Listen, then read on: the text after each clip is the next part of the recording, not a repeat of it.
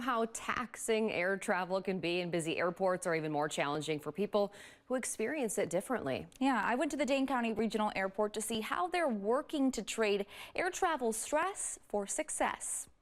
If you've ever traveled by plane, you know how stressful an airport can be. Every step of the way, you're like trying to explain to people like what you need. From the TSA line to the jet bridge and every crowded moment in between.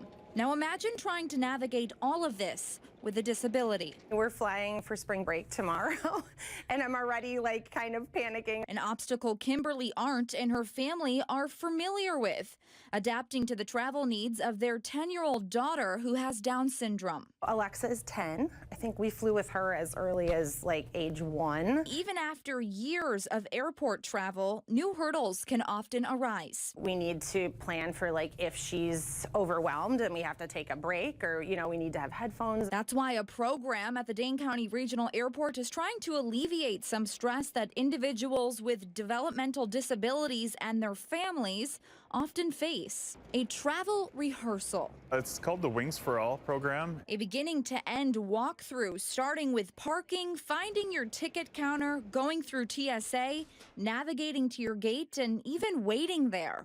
And then you start down the jet bridge.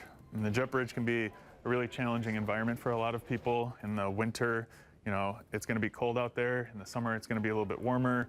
There's a lot of noise, there's a lot of different smells, and it's often where a line is. Letting travelers decide what works for them, whether it's autism or Down syndrome or sensory differences, and what doesn't. Especially once you're older and people expect that socially you're able to handle that stuff. When you're little, you can kind of get away with maybe having a tantrum, but once you're a little bit older, people have different expectations. So that practice time becomes even more crucial. A program reaching beyond the Badger State. There's some value if you're not from the local area. Wings for All doesn't solely support travelers, but staff too. If families are having a hard time, that helps inform us how we can better serve the public. There's always a little bit of nervousness that people have when it's a situation that they're not used to interacting with. So this probably helps the employees better able to know how do you assist somebody that has a disability or that's having some challenges. A resource Arndt hopes to share with nearly 400 Gigi's Playhouse families. If you're going to be traveling in the next 6 months and you could do a practice run,